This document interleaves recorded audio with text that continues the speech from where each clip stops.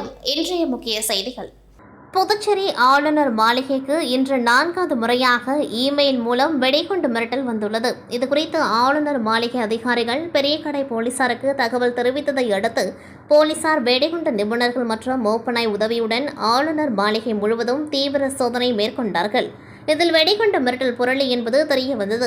மேலும் இதே கவர்னர் மாளிகைக்கு கடந்த மாதம் ஏப்ரல் 14 மற்றும் 22ஆம் தேதியும் இந்த மாதம் மே 9ஆம் தேதியும் இமெயிலில் வெடிகுண்டு மிரட்டல் விடுக்கப்பட்டது. தற்பொழுது இன்று 4வது முறையாக வெடிகுண்டு மிரட்டல் விடுக்கப்பட்டுள்ளது என்பது குறிப்பிடத்தக்கது. புதுச்சேரியில் கடந்த சில மாதங்களாக அரசு அலுவலகங்கள், ஆளுநர் மாளிகை, முதலமைச்சர் வீடு, பிரெஞ்சு தூதரகம், கலெக்டர் அலுவலகம், நட்சத்திர விடுதிகள், பிரபல உணவகங்கள் ஆகியவற்றுக்கு தொடர்ந்து வெடிகுண்டு மிரட்டல் வந்த நிலையில் போலீசார் சோதனை செய்ததில் அது புரளி என்பது தெரிய வந்தது. இருப்பினும் மிரட்டல் தொடர்கதையாகியுள்ளது. இதுகுறித்து சைபர் கிரைம் போலீசார் வழக்கு பதிந்து விசாரணை மேற்கொண்டார்கள். இதில் இமெயில் .net வழியே வந்ததை தொடர்ந்து புதுச்சேரி சைபர் கிரைம் போலீசாரால் வெடிகுண்டு மிரட்டல் விடும் மர்ம நபரை நெருங்க முடியாமல் திணறி வருகின்றனர். இதன் காரணமாக மத்திய சைபர் கிரைம் பிரிவின் உதவியை புதுச்சேரி போலீசார் நாடியுள்ளனர். இந்தியா பாகிஸ்தான் போர் பதற்றம் நிலவி வரும் சூழலில் தற்பொழுது தொடர் வெடிகுண்டு மிரட்டல் புதுச்சேரி மக்களிடையே அச்சத்தை ஏற்படுத்தியுள்ளது. புதுச்சேரி சங்கராபரணி ஆற்றங்கரையில் திருக்காஞ்சியில் கங்கை வராக நதீஸ்வரர் திருக்கோவில் அமைந்துள்ளது. இக்கோவில் வளாகத்தில் 108 அடி உயர சிவன் சிலை அமைக்கும் பணி துவங்கியுள்ளது. சிலையின் வளாகத்தில் நட்சத்திரங்கள் உள்ளிட்டவை அமைக்கப்பட உள்ளன. அதன்படி கங்கையில் உள்ள 108 பானலிங்கமும் அமைக்கப்பட உள்ளது. அதன்படி காசியிலிருந்து 108 பானலிங்கம் புதுச்சேரிக்கு கொண்டு வரப்பட்டன. லிங்கங்களுக்கு சிவனடியார்கள் பூரணகும்ப வரவேற்பு அளிக்கப்பட்டனர். இந்த நிகழ்வில் முதலமைச்சர் ரங்கசாமி, சபாநாயகர் செல்வம், வேளாண் துறை அமைச்சர் தேனி ஜெயக்குமார் ஆகியோர் கலந்து கொண்டு மலர் தூவி லிங்கத்தை வரவேற்று தரிசனம் செய்தனர். இதையடுத்து சகட எனும் சுவாமி வீதியுலா வாகனத்தில் பானலிங்கம் எழுந்தருளி திருக்காஞ்சிக்கு கொண்டு செல்லப்பட்டது. புதுச்சேரி திண்டிவனம் தேசிய நெடுஞ்சாலையில் கோரிமேட்டில் துவங்கி ராஜீவ்காந்தி சதுக்கம், இந்திரா காந்தி சிலை சதுக்கம் வழியாக மூலகுளம் சென்று திருக்காஞ்சி சென்றடைந்தது.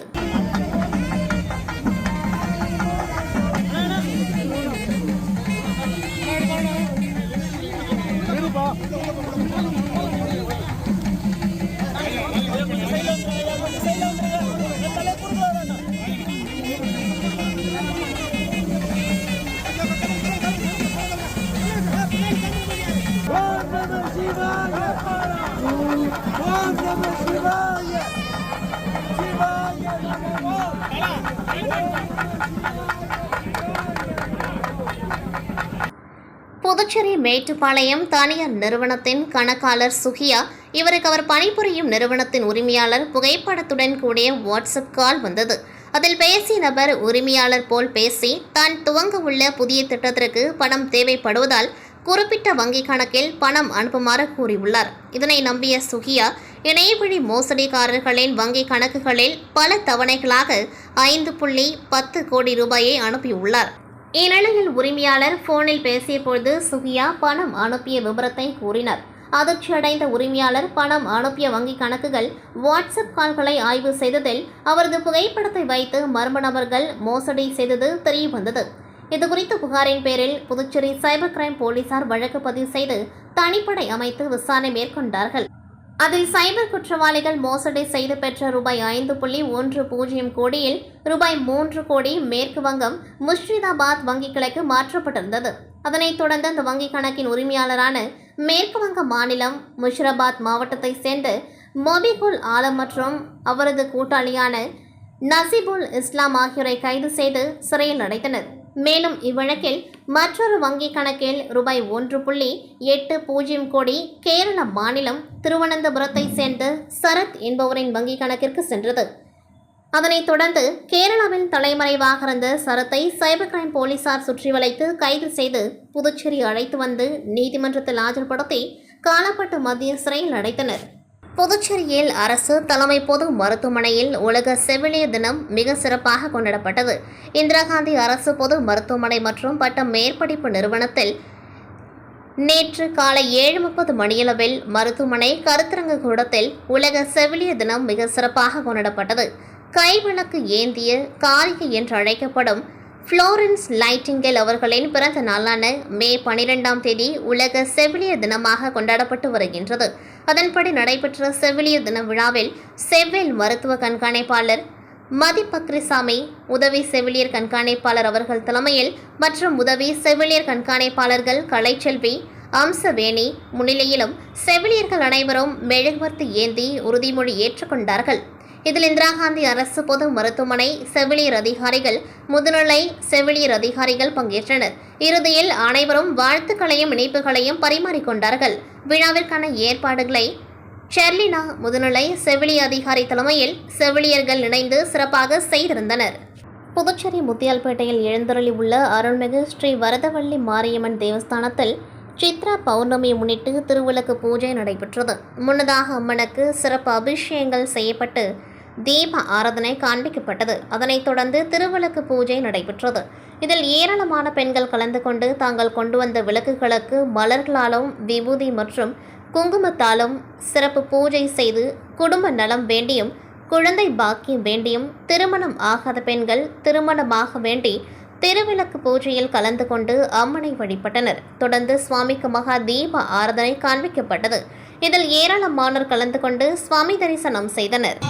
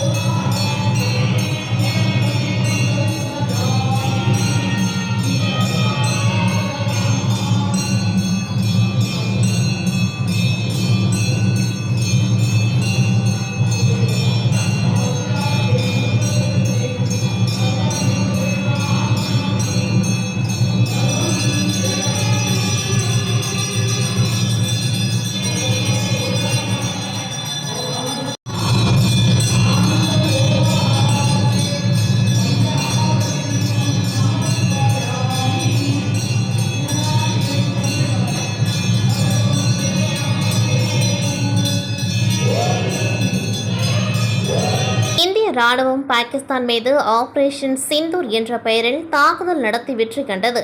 ஆபரேஷன் சிந்தூரில் கலந்து கொண்ட ராணுவ வீரர்களை கௌரவிக்கும் வகையில் கடந்த 10ஆம் தேதி தமிழக முதலமைச்சர் ஸ்டாலின் தலைமையில் சென்னையில் ஊர்வலம் நடத்தப்பட்டது. இந்த ஊர்வலம் குறித்து அதிமுக முன்னாள் அமைச்சரும் தற்போதைய சட்டமன்ற உறுப்பினருமான செல்லூர் ராஜு அவர்கள், ராணுவ வீரர்கள் என்ன எல்லையில் சென்று சண்டையா போட்டார்கள் என ஏளனமாக கருத்து கூறியுள்ளார். இவரது பேச்சுக்கு தமிழகம் முழுவதும் எதிர்ப்பு தெரிவிக்கப்பட்ட ஒரு நிலையில் புதுச்சேரியை சேர்ந்த ராணுவ வீரர்கள் மற்றும் முன்னாள் ராணுவ வீரர்களை அவமதிக்கும் செயல் என கூறி தரம் தாழ்ந்து ராணுவ வீரர்களை அவமதிக்கும் வகையில் பேசிய செல்லூர் ராஜு மீது நடவடிக்கை எடுக்க கோரி புதுச்சேரியை சேர்ந்த முப்படை முன்னாள் ராணுவ வீரர்கள் மற்றும் வீர தாய்மார்கள் நலசங்கம் சார்பில் புதுச்சேரி உருளையன்பேட்டை காவல் நிலையத்தில் உள்ள முதுநிலை காவல் கண்காணிப்பாளரிடம் புகார் மனு அளித்தனர். மனுவை பெற்றுக்கொண்ட அவர் இதுகுறித்து நடவடிக்கை எடுப்பதாக தெரிவித்தார். அதனைத் தொடர்ந்து செய்தியாளர்களிடம் பேசிய முப்படை முன்னாள் ராணுவ வீரர்கள் நலசங்க தலைவர் மோகன், ராணுவ வீரர்கள் பற்றி செல்லூர் ராஜுவுக்கு என்ன தெரியும் என்றும் அவருக்கு நாவடக்கம் தேவை என்று கூறியவர், நாட்டுக்காக போராடும் ராணுவ வீரர்களை இழிவாக பேசுவதை இத்துடன் நிறுத்திக் கொள்ள வேண்டும் என்றும், மேலும் செல்லூர் ராஜு மீது நடவடிக்கை எடுக்க கோரி நீதிமன்றத்தில் வழக்கு தொடர உள்ளதாக தெரிவித்தவர், அவரை சட்டமன்ற உறுப்பினர் பதவியிலிருந்து நீக்க கோரி தமிழக சட்டப்பேரவைத் தலைவர் அப்பாவிடம் மனு கொடுக்க உள்ளதாகவும் தெரிவித்தார். மேலும் ராணுவ வீரர்கள் எல்லையில் போராடி வருவதை அரசியல்வாதிகள் யாரும் அரசியல் செய்ய வேண்டாம் என எச்சரிக்கை விடுத்தனர். புதுச்சேரி உப்பளம் தொகுதியில் உள்ள ஆட்டுப்பட்டி, நேதாஜி நகர் 2, வெங்காயத்தோப்பு மற்றும் ரோடியார்பேட் பகுதிகளில் வாழும் ஏழை மற்றும் சமூக பின்தங்கிய மக்களுக்கு இலவச மனைப்பட்டா அல்லது அடுக்குமாடி குடியிருப்புகள் வழங்கும் முயற்சியில் உப்பளம் தொகுதி எம்எல்ஏ அனிபால் கென்னடி அவர்கள் தீவிர நடவடிக்கை மேற்கொண்டுள்ளார். இது தொடர்பாக சட்டமன்றத்தில் பலமுறை முதலமைச்சர் மற்றும் சம்பந்தப்பட்ட அமைச்சர்களிடம் வலியுறுத்தி போராடி துரிய முயற்சியால் சட்டமன்ற உறுப்பினர் அவர்கள் நில உரிமை பெறும் உறுதிமொழியை பெற்றிருந்தார். அதன் தொடர்ச்சியாக ஆதி திராவிட நலத்துறையின் சிறப்பு கூறு நிதி மூலம் இந்த திட்டம் செயல்படுத்தப்படும் வகையில் திட்டமிடப்பட்டுள்ளது. திட்டம் தொடர்பாக ஆதி திராவிட நலத்துறை இயக்குநர் இளங்கோவனை எம்எல்ஏ அனிபால் கென்னடி அவர்கள் நேரில் சந்தித்து ஆலோசனை நடத்தினார். மேற்கூறிய பகுதிகளில் வசிக்கும் மக்களுக்கு இலவச மனைப்பட்டா வழங்க அரசு நேரடியாக நிலங்களை கைப்பற்ற வேண்டும் என்றும், உரிமையாளர்களுக்கு மாற்றாக நிலம் வழங்க இல்லாவிட்டால் நிதி வழங்கும் ஏற்பாடு செய்யலாம் எனவும் அவர் வலியுறுத்தினார். இந்த கோரிக்கை ஏற்ற ஆதி திராவிடர் நலத்துறை இயக்குநர் திட்டம் நடைமுறைப்படுத்தப்படும் உறுதியையும் தெரிவித்தார். இது பல ஆண்டுகளாக நில உரிமைக்காக காத்திருந்த மக்களுக்கு ஒரு பெரும் நிம்மதியாக அமையும் என எம்எல்ஏ அனிபால் கென்னடி அவர்கள் தெரிவித்தார். புதுச்சேரி திருபுவனை கூட்டுறவு விவசாயிகள் சேவை வங்கியில் வைப்புத் தொகை வைத்துள்ள விவசாயிகளுக்கு வைப்புத் தொகை முதிர்வடைந்தும் பணத்தை திருப்பித் தராமல் அலைக்கழிக்கும் அதிகாரிகளை கண்டித்தும் விவசாயிகளின் பணத்தை ஊழல் முறைகேடு செய்துள்ள வங்கி அதிகாரிகள் மீது நடவடிக்கை எடுக்க கோரி போராட்டம் நடைபெற்றது. புதுச்சேரி விவிபி நகர் கூட்டுறவு பதிவாளர் அலுவலகம் அருகில் நடைபெற்ற ஆர்ப்பாட்டத்திற்கு மார்க்சிஸ்ட் கம்யூனிஸ்ட் கட்சியின் மண்ணாடிப்பட்டு கமிட்டி செயலாளர் ரகு அன்புமணி தலைமை தாங்கினார்.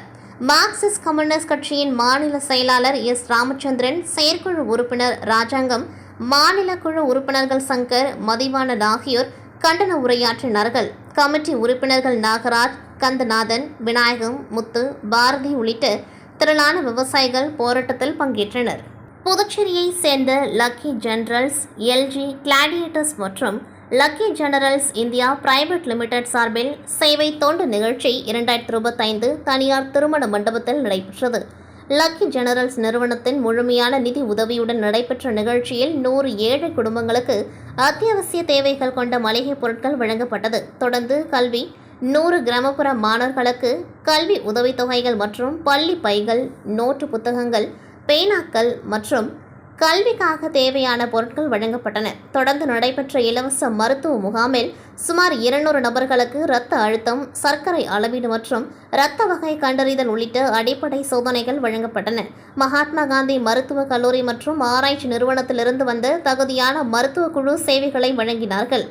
இந்நிகழ்வில் பொதுச் செயலாளர் பன்னீர்செல்வம் தலைமையில் கல்வித்துறை பிரதிநிதி இளமுருகன் என்கிற ஜானகிராமன், பங்கூர் கிராம பஞ்சாயத்து தலைவர் ராஜாராம், நிறுவன தலைவர் பிரபாகர் உள்ளிட்ட 450க்கும் மேற்பட்ட உள்ளூர் மக்கள் கலந்து கொண்டு பயனடைந்தனர்.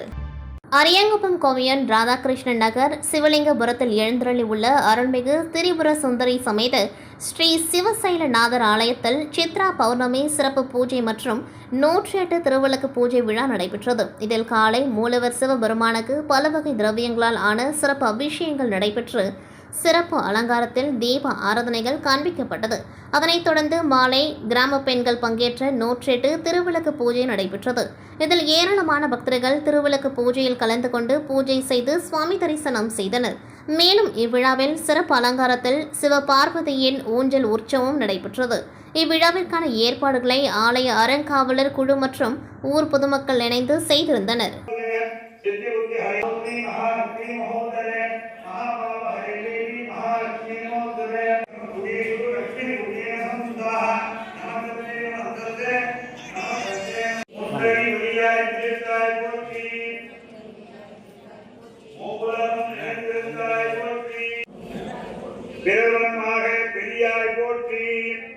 புதுச்சேரி முருங்கப்பாக்கம் பகுதியில் எழுந்தருளி உள்ள அருள்மிகு ஸ்ரீ திரௌபதி அம்மன் ஆலயத்தில் பிரம்மோற்சவ விழா துவங்கி நடைபெற்று வருகின்றது.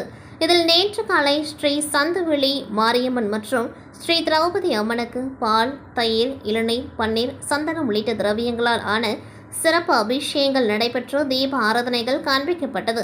அதனைத் தொடர்ந்து மாலை சங்கராபரணி நதிக்கரையில் புனித நீரெடுத்து கரகம் ஜோடிக்கப்பட்டு கரக வீதியுலா மற்றும் சுவாமிகள் திரு வீதியுலா நடைபெற்றது. இவ்விழாவில் சிறப்பு விருந்தினராக அரியாங்குப்பம் சட்டமன்ற உறுப்பினர் பாஸ்கர் என்கிற தட்சிணாமூர்த்தி, வட்டார காங்கிரஸ் தலைவர் ஐயப்பன், முன்னாள் அறங்காவலர் குழு தலைவர் பாஸ்கர் ஆகியோர் சிறப்பு விருந்தினர்களாக கலந்து கொண்டு சுவாமி தரிசனம் செய்தனர். மேலும் இவ்விழாவில் ஏராளமான பக்தர்கள் பங்கேற்று சுவாமியை தரிசித்தனர். இவ்விழாவிற்கான ஏற்பாடுகளை ஆலய நிர்வாக குழுவினர், விழா குழுவினர் மற்றும் கிராம பொதுமக்கள் இணைந்து செய்திருந்தனர்.